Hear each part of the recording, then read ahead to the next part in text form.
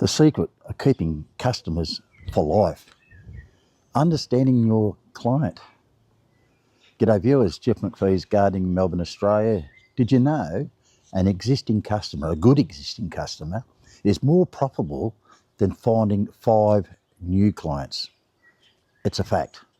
When it comes to building a successful business, it's not just about looking for new customers, getting on new customers. It's about retaining your existing good customers. Client retention is crucial for the long-term success of our business, and a lot of people fail to identify that. Keeping your customers happy is going to form a good foundation for the longevity of your business. It is so crucial. We have a lot of challenges in our gardening businesses. We have the competition. We have our climatic and economic conditions that can affect our workloads. Each customer is unique, and every customer has different needs and different expectations. From the residential to the commercial, they're all a variety of different reasons. And the thing is, if we don't have a strategy in place to deal with this, our retention rate's going to drop. In other words, we're going to lose a lot of customers. So it's important we understand how to identify our best customers to keep, and what do we do to keep them on our books for the long term. Of course, the first thing we've got to do, we've got to find out which customers that we want. So we draw up a list of our ideal customers that we have in our books, the ones that we want to stay with for the long term, the ones that are going to pay well, the ones that have got a good variety of work and stable work. Once we've identified that, we've got to put some actions in place, strategies. And we've got to work our way through this so that we're going to retain them. Because as we said before, retention is critical. So the first thing we've got to do, we've got to work out what the customer's needs are. What does the customer want? We should sit down with the customer and ask them how they see their garden now and how they see their garden in the future. What do they want to strive for? And once you understand what their needs are, you can then sit down with them and work out a plan, a strategy to reach their goal. They might just want a standard, nice looking lawn. So we'll look at a plan to fertilise, get rid of the weeds, mow it often, have it nice and tidy and looking great. Or they might want a garden that actually wants to evolve. They want to entertain. They want to have some parts where the children play in. They want to have some parts where they have a barbecue. But if you understand what they want, you can achieve their goal. And you're certainly going to be on their same page, and they'll want you with them as you progress along the journey. I see it all the time. A landscaper comes in and he'll provide a plan for the proposed garden layout. It's his idea, not the customer's idea. And at the end of the time, I've had so many jobs over the years where the customer hasn't been happy with what the landscaper suggested. They've gone through with the project, but they've said, we really don't like it.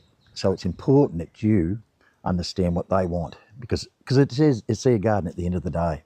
You know, I get annoyed when people say, well, it's going to be done my way. This is the gardener.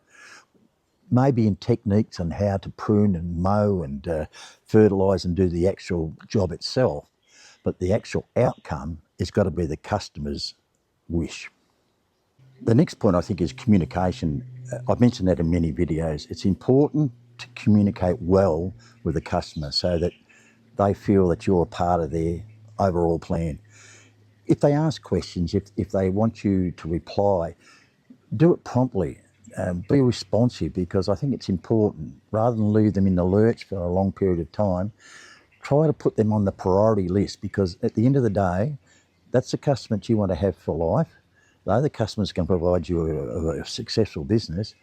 So I think it pays to invest in being prompt and getting back to that client reasonably quickly. I think this is a really important one, is going the extra mile. And when I say the extra mile, we're not going to do things for free. We're not going to do all this extra work for nothing. They're certainly going to be paying for it. But going the extra mile is really going to form that tremendous relationship you're going to have with that client. Educate the client. Educate them about the plants. If you're not quite sure yourself, find out, but educate them and get them to be involved and have some knowledge of their own garden.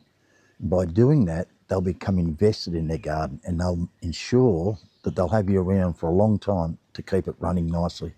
I think feedback is really important. You know, ask them for feedback. If they've got some suggestions, don't poo-hoo it. Have a look at it. Try to educate them the right way. If they're adamant, if they want to go a particular way with their garden design or their garden maintenance or their lawn mowing, go with them on it.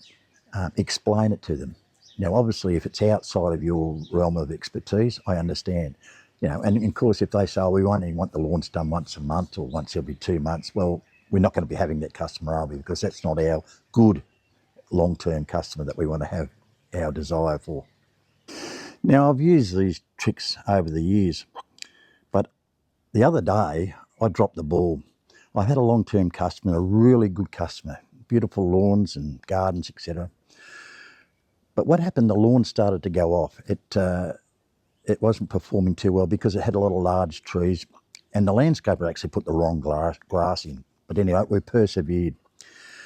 So the client got a new, got the existing guy that laid the turf, and he was going to rectify it.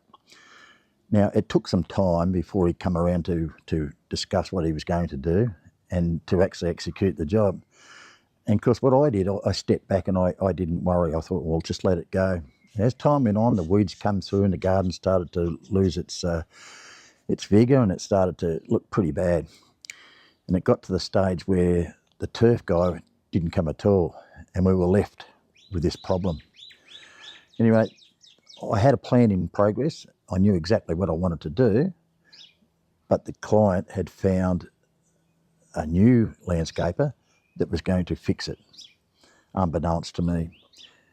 And what happened then, because his company was a large company, they also did maintenance. And I got a call. Yes, it was the Don't Come Monday call. Listen, Jeff, thanks very much for all your effort. You know, we're going to go with these people. They've got a big crew, and they'll come in and they'll provide everything for us. And I thought, well, there you go. I said, thank you very much for your business. I was really upset about it. I didn't express my upset, but it was my fault in that I dropped the ball. I should have acted quickly on that lawn. I should have actually insisted that, listen, I can actually do this. I'm going to subcontract or do it myself, but I should have taken action well before it got to the stage where it got out. But I was relying, and I was told by the customer, we're going to get this guy in.